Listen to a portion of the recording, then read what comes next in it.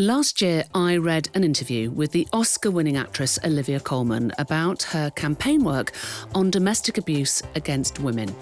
She raised a question to the journalist that has really stayed with me. And she said, if it was between 2 and 3 men killed a week, as it is for women, would that make a difference?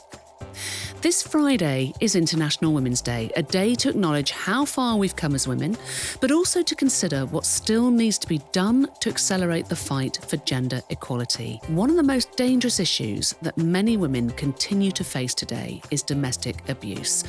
Domestic abuse thrives when we're silent. So, let's get talking. Today, I'm joined by 3 brilliant women, award-winning broadcaster, writer and survivor of abuse, Charlie Webster, Women's Aid Head of Research, Sarah Davidge, and psychotherapist, Fiona Kau. Welcome to It Can't Just Be Me. Hi, Anna. Hey, Anna. Hey, Anna. Hi, Anna. Hey, Anna. Hi, Anna. Hi, Anna. Hi, Anna. It can't just be me who's really struggling with staying faithful.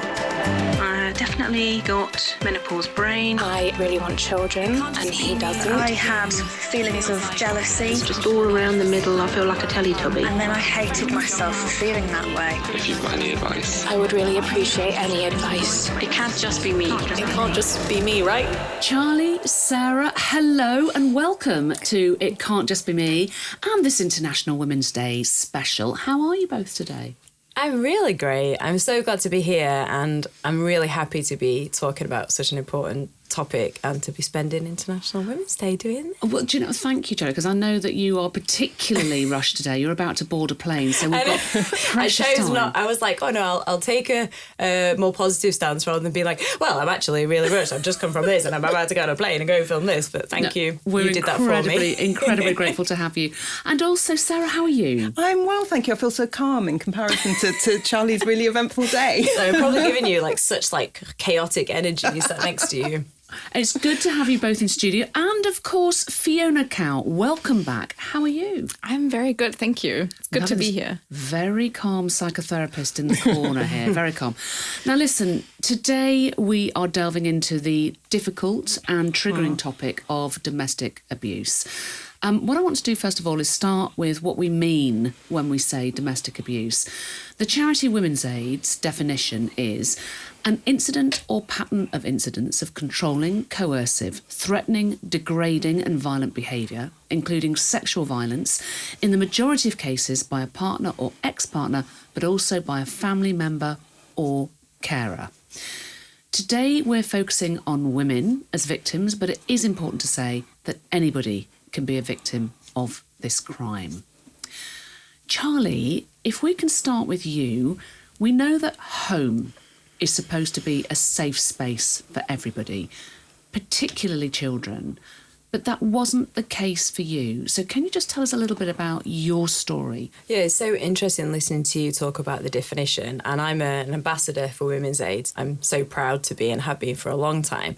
But I think one of the things, and I know Women's Aid do amazing work around this, that we sometimes miss in the conversation is children. And you have to remember that those children then become adults and they don't just all of a sudden become healthy adults. And I mean healthy emotionally. When I talk about healthy, that can function in society without any problems. You can't expect to be brought up in a chaotic, violent, whether it's emotionally, physically or financially violent home, and not feel it and it not have an impact. So for me, home wasn't safe. It was very chaotic. I mean, I'd walk in the door, and just to give an example, because again, I really love your opener, Anna, because I think there was a time when it was just seen as like a bruise or a black eye, right? But that's not really, to me, what domestic abuse is. It's every day of walking in the door and you can't even make a noise, because if you make a noise, it might bring attention to you, which might cause something. So for me, I'd walk in the door and I'd know exactly where the floorboards creaked. So it's actually like a lot of fear and control, but there was also physicality for me. Like I was pushed down the stairs, I was punched, I was hit. So there was physicality, but what's really interesting, I think, as I've got older, it's not really that stays with me. It's the the everyday fear of what might happen, that stuck with me. And also I was modelled fear in relationships, and I was also modelled that a man controlled a woman. And that's definitely, I'll be open about this. Sometimes it's hard to say and admit to myself, but it's caused me problems in my relationships in adulthood because I've struggled with an emotionally healthy relationship. Sometimes I've gone into a relationship with an abuser and just repeated the pattern, because even though that's unsafe, there's familiarity in that. Because sometimes when I'm in a healthy emotionally relationship, that makes me feel unsafe, because I'm like, okay, is this person going to reject me? And, you just never really feel safe. And also what domestic abuse does is it creates a sense of self, which is false. Like, I saw myself as somebody that was worthless, that, was always second best, and that didn't deserve to be loved, and that love was conditional. And that's what I learned about myself. And that's something that I had to really work to undo, because that's not innate in me. That's not how I was born, but it was how I was modelled and the behaviours that I learned, because I didn't know any different. Can I ask a very basic question here, which is just describe the setup at home. So this was your mum and your stepfather, not your father. It wasn't, but my mum did leave my biological father because of abuse. As well? Yeah. So she was in 2 abusive relationships. Yeah. But, sometimes I actually find that harder to talk about, interestingly, when you ask that question. I stumbled a little bit, and I mean, you know me, I don't tend to stumble when I speak, because, yeah, he's my biological father. And we've done a little bit of interesting mending recently. So maybe that's why I find it hard to talk about. My mum had me very young. She was a teenager when she had me. She was kicked out of school, wasn't allowed to sit her exams. She hid me with safety pin and jeans. And I'm so proud of her, because she fought to keep me. And it was a very difficult situation, but she did. And I'm also proud that she left my dad. But she did end up going into another abusive relationship, which to me was, far worse. And she stayed with him for a long time, for 29 years. Sarah, women are considerably more likely to experience repeated and severe abuse than men, including physical and sexual violence. Why is it that women are the most vulnerable? I think this goes back to societal context and the points that Charlie was making about learned behaviour. It goes beyond individual circumstances, and it's something we've got centuries of societal learning about. Research that we've carried out at Women's Aid into the way that people talk about circumstances shows this real idea that a woman is the peacemaker in a family. It's a woman's responsibility to hold things together. To be the nurturer. To be the nurturer, but to fix things if something's wrong in the relationship. So the report that we did with Bristol University showed where women have sort of mental health issues or really understandable trauma as a result of domestic abuse. The narratives were around, a crazy woman and her behaviour that then being used to excuse male violence in the relationship. And when I talk about violence, I'm not just talking about physical violence. But then equally, when a man is sort of showing the same kind of mental health issues or something like that, that also is used as an excuse for male violence and abuse because, it makes people feel sympathy for him. So we have these really deep-set prejudices within us all as a result of that kind of conditioning. So at Women's Aid, we look at domestic abuse, where it's experienced by women and perpetrated by men as a cause and consequence of that inequality in society. And that is what we are seeing in the prevalent statistics, in the fact that where women experience it, it's different. They're more likely to experience coercive controlling behaviour. They're more likely to experience, obviously, sexual violence and to experience these patterns and prolonged feelings of fear and everything that Charlie was describing. What signs should we be looking out for when it comes to abuse? Because we know it can be subtle. It's so subtle. This would be one of the things that I'd change about perception.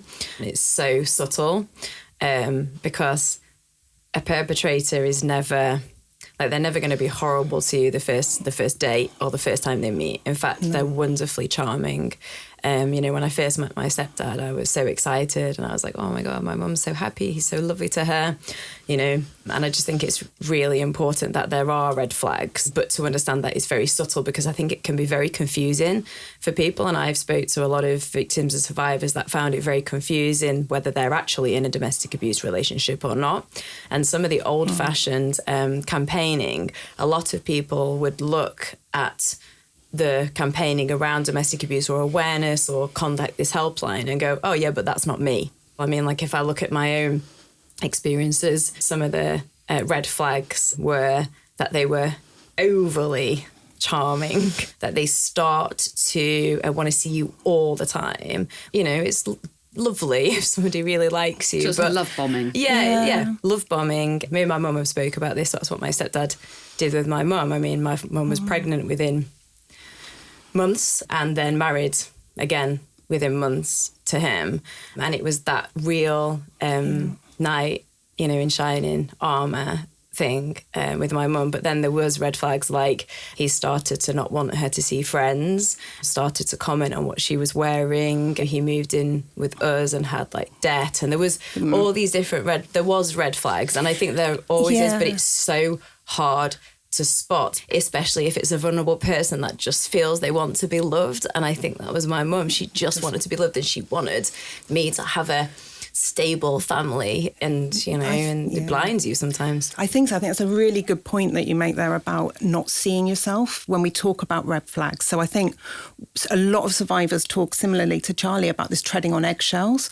And I think there are red flags that you can look at. There are things that happen really often. But if you feel in your relationship that you are having to change how you behave, how you are, to seek the approval or avoid the disapproval of the person that should love you most, something is wrong. So even if you don't see isolation, manipulation, threats, and remember, threats are just as an important part of coercive control as the actual perpetration of the behaviour. Living under the threat of violence controls your actions every bit as much as the actual violence on an ongoing day. So I think knowing that and having that, the recognition that this is a pattern of behaviour and it's a context of fear, and if something doesn't feel right, it's not. A relationship should be a safe place. It's also often normalised. I just wanted to point that out. So sometimes, oh yeah, it's fine. Isn't that just a normal relationship? They might That's just how men are. You. That's just men are. They, of course, they don't want you to. They might control you. Blah blah blah. Like, it's really normalised. That's just one thing I wanted to point out. And actually, also, I think it's normalised across the board, isn't it? Because when we talk about domestic abuse, we tend to think, of a woman being physically hurt, which of course is part of it, but it can be those very subtle behaviours. And I think you're absolutely right to say then we tend to go, well, that's not me. No. Well, I recognise some of that in my relationship, but no, I'm not a victim of domestic abuse. And I know so many friends and women where I can see signs of, as you say, Sarah, this isn't right. This behaviour isn't right. They would never in a million years consider that they might be in a somewhat abusive relationship. And it's really hard to admit it as well. It's human behaviour. We don't like to, it can make us feel like we're not good enough. It can bring about shame. And it's really hard to admit that you're in that. And sometimes it's easier to bury your head in the sand and ignore it and try and keep going. And that can be really true in lesbian relationships as well. So where you're in, and with gay men experiencing domestic abuse, where you're in a relationship that society almost, demonises because of homophobia, you're not going to want to talk out about something being wrong in your relationship because you want to present it to being... You've already been othered, yes. So then you're going to be othered again by saying, actually, this is then abusive. Are there any stereotypes about abuse that you would like to dispel? Many stereotypes about abuse. I think there's the notion that she must have done something to provoke him. We all have feelings and we all manage those in different ways, but we're responsible for the actions that come out of our feelings, not somebody else. I think that if it was that bad, she'd leave. Is another really common one. There are so many reasons, and I think Charlie, you have got so much experience of this, and some of that is fear. Because leaving is actually dangerous. Yeah, that's the one I was going to say. So like when people say, well, why didn't she leave? It's so nuanced. I mean, there's financial, which is not talked about enough. Like a lot of the time in domestic abuse, finances are controlled as a way to control that person as well. It is the most dangerous time, which you just mentioned, and it's the highest risk. And I mean, my mum tried to leave many times. When she did actually leave, and you know, nobody really knows this.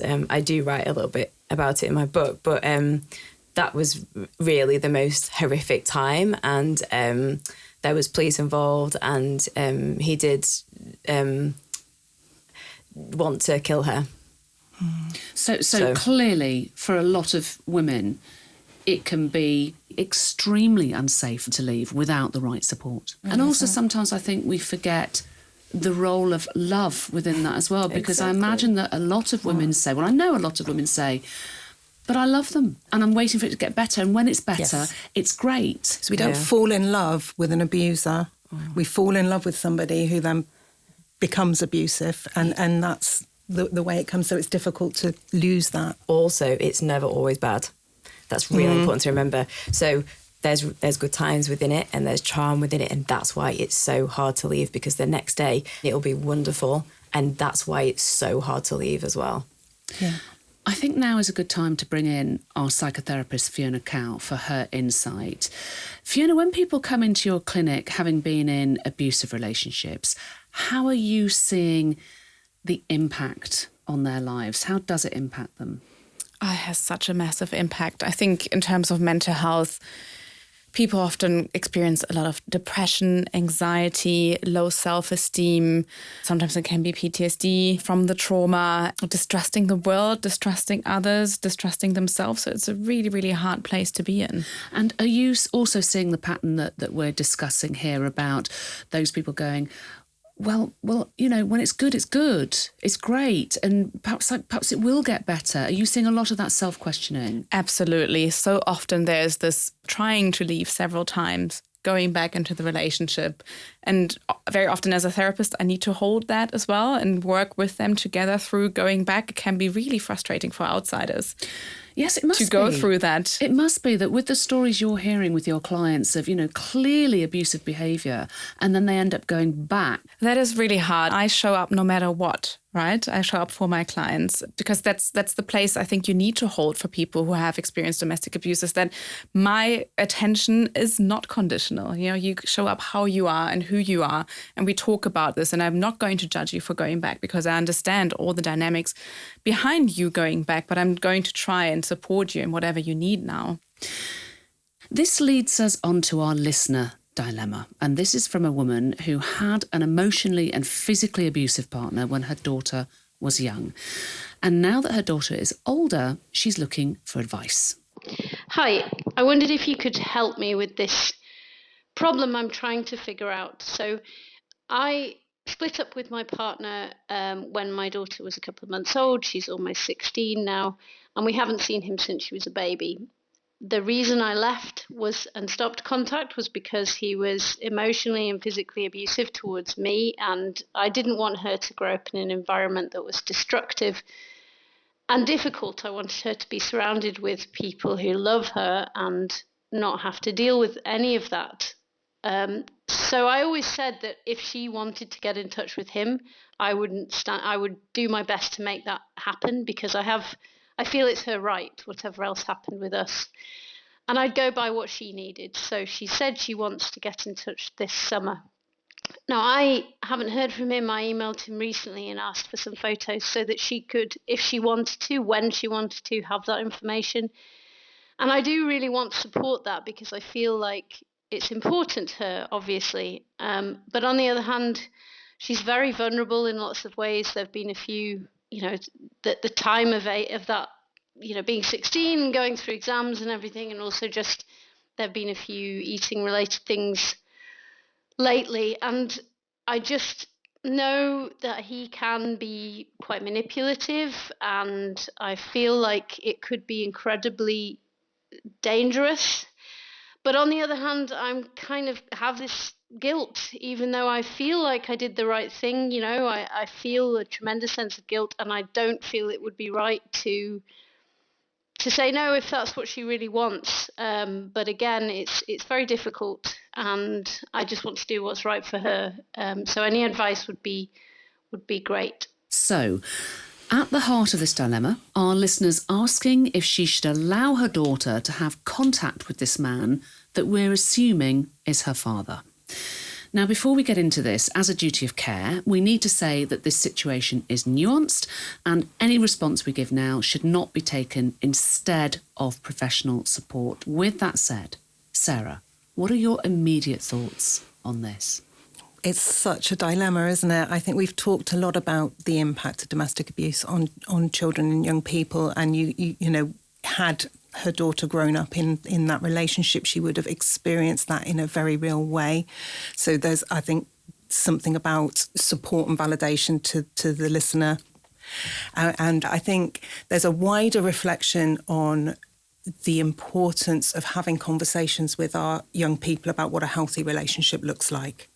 And I think in this particular context, the biggest thing to me would be about your listener having the non-judgmental listening approach, being open, keeping that relationship with her daughter open, to just be there. You know, her daughter may come to the same conclusions she has, but it may take her longer. She may come to different conclusions, but making sure that there is always somewhere she can go to ask questions and to be open. So it's having that open dialogue with her daughter about, this was my experience with your dad. You can be open, can't you, to somebody else's journey, supportive, don't judge. And I think really, really importantly here is for your listener to reach out for support in her own right, because this is going to bring back her past experiences. And it's, you know, there's no point on a survivor's recovery journey where it's not okay to reach out to Helpline, live chat, local services and ask for support. Fiona, our listener talks about that feeling of tremendous guilt.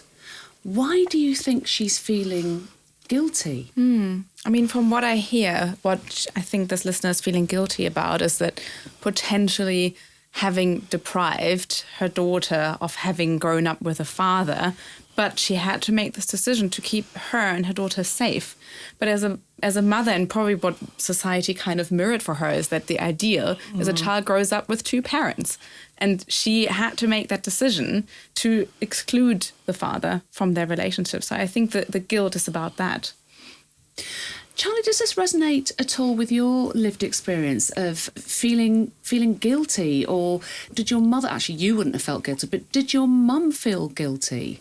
I know I did feel guilty. You did? Yeah, so my mum absolutely, I mean, I don't even think she felt guilt, I think she felt shame. They're slightly different. Like, shame is very internal. Guilt is something that's external and can provoke change in behaviour and action, whereas shame is like, just has no place for any of us. So I think it's really important. I don't know whether your listener is feeling that, but it's I just want them to know that shame is misplaced and it's not for you to feel guilty or shame. But my mum definitely felt that. And then what that causes is my mum didn't necessarily want to speak to me about everything that happened, and would find sometimes when I needed to talk about it or I was struggling, even when she was still with him, she just couldn't speak because she felt so much shame about my own life and about herself as a mother. She's an amazing mother, but that actually created friction and a distance in our relationship. So it's really important that your listener doesn't let her own guilt get in the way of her relationship with the daughter, because that's what happened. And then I just want to address your listener. I just want to say, like, I think you're incredibly brave and courageous, and I am going to be opinionated. I absolutely think you 100% made the best decision for yourself and for your daughter, because I did feel guilty because I felt like it was my fault that the violence this was your happening. fault. Yeah, and the emotional abuse too, and the situation as a whole was my fault, because if only I was better. And it caused like over perfectionist behaviours in myself, which, you know, might sound quite, okay on the surface, because it's like, you achieve a lot, but actually it creates such internal conflict and depression because nothing you ever do is good enough and you're just worthless. So I actually did feel quite guilty, and I felt that I should protect my mum. So then what happened is I then felt like I should be the protector of my mum. I'm interested as well because your life reflects some of this dilemma as well, in terms of the fact that you've recently reconnected with your biological dad. Yeah. And I'm conscious of the fact that our listener's saying her 16-year-old daughter is inquiring about connecting with her dad. Yeah, so I have a few thoughts on this. I can relate to it in some ways, but I just want to say that I would never, ever speak to my stepdad, ever, ever again. And I will not go near him, and neither will our family. So that's nothing to do with biological or step. It's what he did. What he did. And he is not a good person. And also he is very manipulative, which is what your listener also said. So you've got to be very careful. My thoughts on this is that she needs to have an open dialogue with her daughter. Oh, sorry, I'm speaking as if she's a third person. I only speak directly to her, to you. I think you should speak to your daughter, trust in your daughter, help your daughter understand why you left her father. I think that's really important. Trust in your daughter as well to make the right decisions, because you can stop her now, but when she's 18, she can still go and try and find him or want a relationship with him. So if she really does want to try and meet her dad, I would support it. And the reason being is because if you don't support it, she might try and do it anyway behind your back, and then you won't be able to support her. So I think you've got to be really careful of the manipulation. I personally don't think she should have a relationship with her father. However, there's sometimes that curiosity and that need to know. She doesn't understand what you went through and why you left him. So she just sees it as like a curiosity to understand who she is. So I would talk to her and trust in her. I know you said she's having some vulnerabilities at the moment. I also relate to that. I was very similar at that age. I had depression and perfectionist behaviours and also behaviours with eating. And I didn't get the help I needed for a long time, and I should have done. So I'd say try and engage in getting her some help and some therapy, and also support her through the process of finding out who her dad is and trust her to make the right decision. But I wouldn't really stop her, not because I think he's should be in her life. I don't think he should be, and I think she'll figure that out herself. But preventing her might make her try and seek it in a way where you can't be there to care for her and be there. So our listener says that her daughter is 16 and she uses the word vulnerable.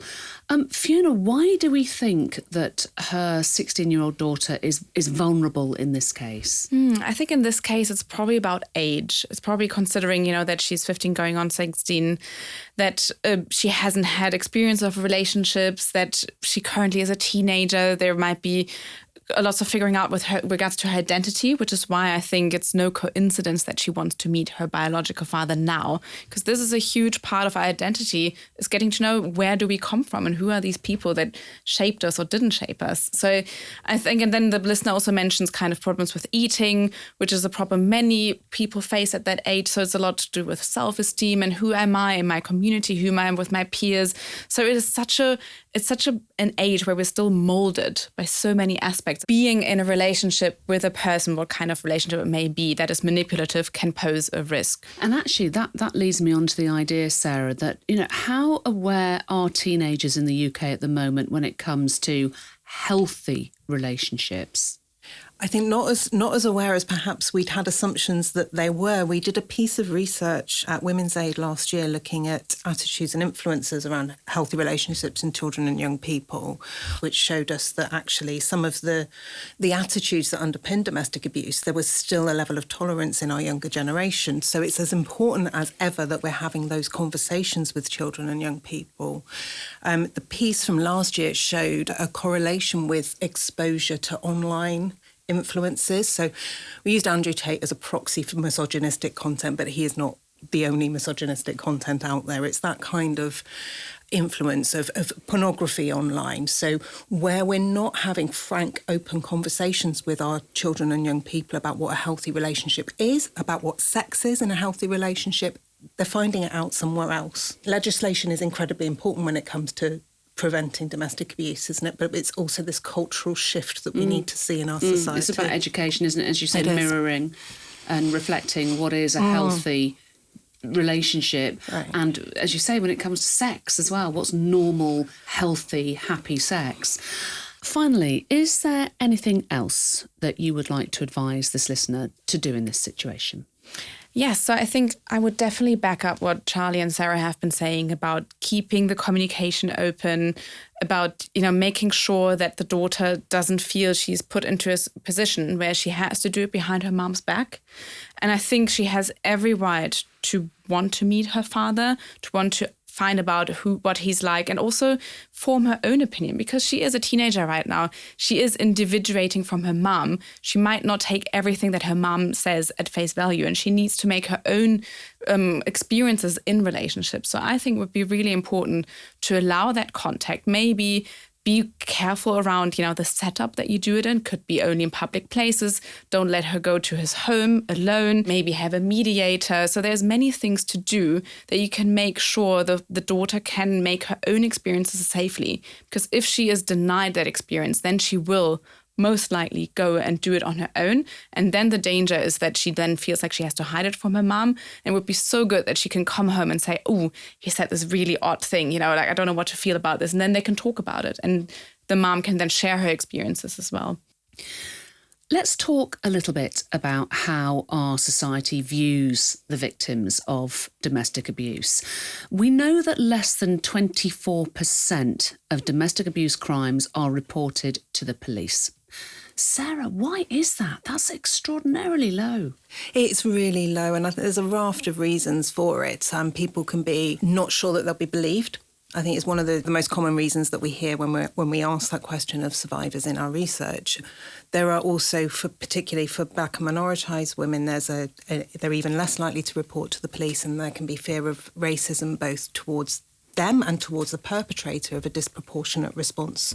One of the surveys that we did recently, a woman talked about having experienced domestic abuse in 2 relationships, with a white man and with a black man, and talked about a very, very different police response in both cases. So there's a lot. I've talked a lot about societal context, I think, today, but it's so important. And as a society, we need to have a police force that we can trust. So I think that is a huge part of the issue. Are we dealing with a misogynistic police force? I think to say otherwise in the face of the evidence that just seems to be constantly coming towards us would be foolish. Yeah. We clearly are. And sadly, we are, aren't we? We are. And initiatives like Domestic Abuse Matters training for the police that Women's Aid are involved with are so important, because, again, we need to change attitudes within the police force, increase the priority that's given to domestic abuse. Just tell us more about the work that Women's Aid is doing with police training then. So Domestic Abuse Matters is a programme of awareness of domestic abuse. It talks a lot about coercive controlling behaviour, and one of the aims is for police forces to have a much better understanding of how coercive and controlling behaviour appears. The aim is to create cultural change within police forces and improve responses in that way. I think one of the key challenges with coercive controlling behaviour as a crime is that it's a pattern of behaviour, isn't it? We've talked about that a lot today. It's not an incident, and police response is very much set up to respond to an incident. Charlie, you believe that domestic abuse is a root cause of so many other societal problems like knife crime and homelessness, etc. Why do you think we don't focus on this enough as a society? I feel like we often focus on things as silos. So we look at domestic abuse as something that's just like between a man and a woman, which I feel in our discussion we've changed that. It's actually, for family, it's children. And I think it's also important to say that I do have brothers, and it affects girls and boys as children, and they should both be supported. So when we look at domestic abuse, it's not women and girls all the time. It's really important that it's children as a whole. My brothers should be supported as well. So it can cause addiction because of the trauma that domestic abuse causes. It can cause depression, as we've mentioned. I can speak for myself in that. Post-traumatic stress disorder, anxiety, eating disorders. All of those things then spill out into the rest of society. It's one of the biggest causes of youth homelessness. So really, domestic abuse sort of poisons the water of society, doesn't it, really? It starts at home. Yeah, because that's how we're all raised. We all start in a home of some form, and that influences our behaviours and how we deal with things. And so often children, I'll speak for children, how on earth are you supposed to understand your emotions? How on earth are you supposed to understand their environment? So what you start to do is learn these maladaptive, unhealthy behaviours of how to cope. Tell us about your work with the government on the domestic abuse bill and the victims bill. So I advised on the domestic abuse bill, and then at the very last minute, I really hard campaigned, like so hard, because I really felt so strongly that children were left out of the conversation. So I pushed so hard. Other people did as well. And we as a collective got that through. And I know I played a big part because I was on the phone to Priti Patel the night before it went through. Trust me. So because I wanted children to be part of the conversation. And the other reason why is if children aren't in the definition, the funding wouldn't go to the children. No. So that was another reason. It's not just about this, lovely definition.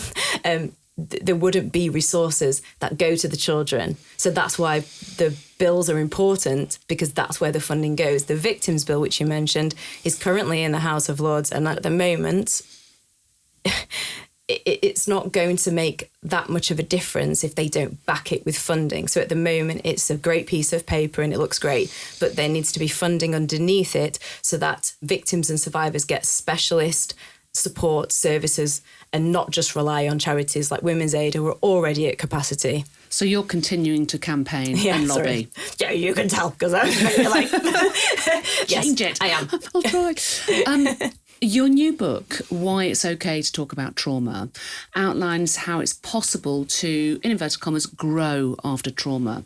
What would you say to anybody listening who may be struggling with past trauma? That it's understandable, it's normal, and it's okay. You can't have gone through what you've gone through and expect everything to be fine, and it's totally understandable. So I think that's an important thing to say to yourself is go, oh, of course I'm feeling like this. Look at what I've been through. And it's so hard. I totally understand. It's so hard to look at some of the most painful things that you've been through.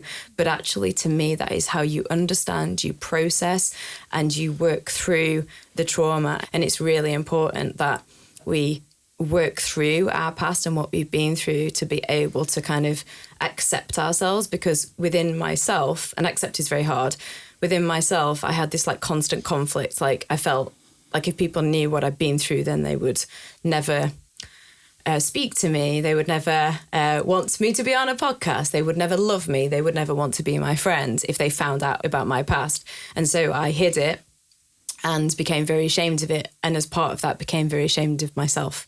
What the book addresses is, I feel like in society, we often talk about domestic abuse in the moment, but we don't often talk about the aftermath of what we're left with, of how to deal with all these things.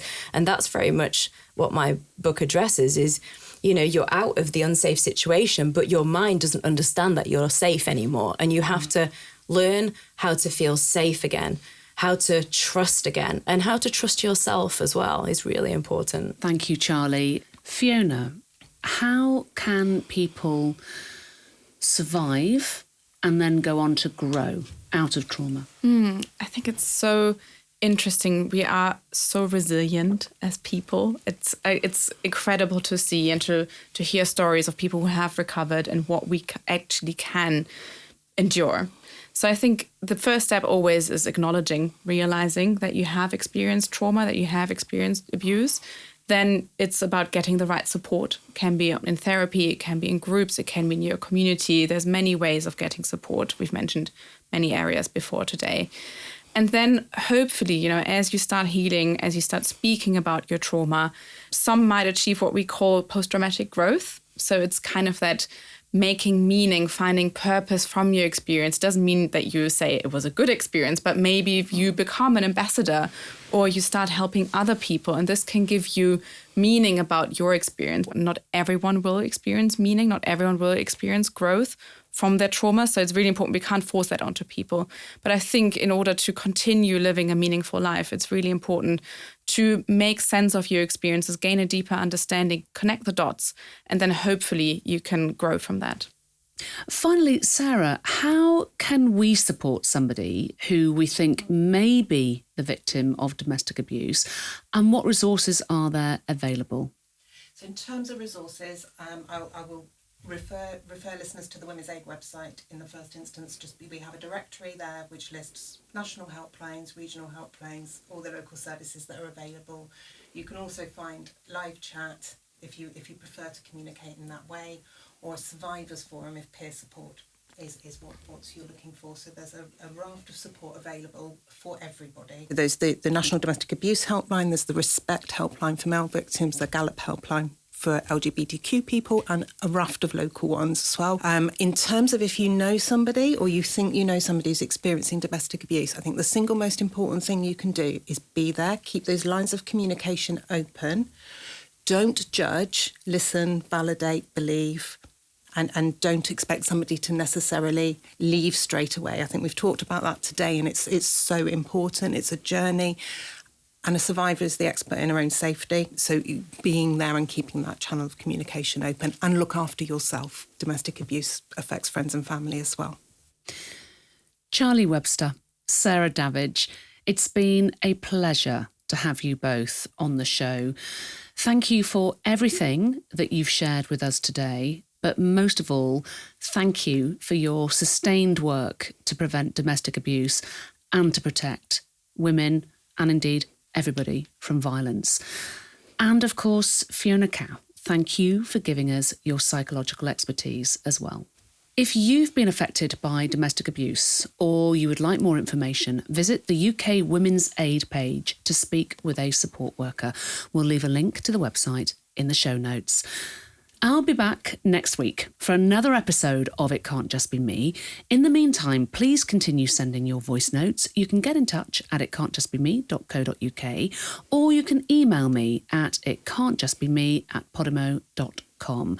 I know we say it every week, but this show is truly nothing without you. And if you want to see more of the show, remember you can find us on Instagram, TikTok, YouTube and Facebook.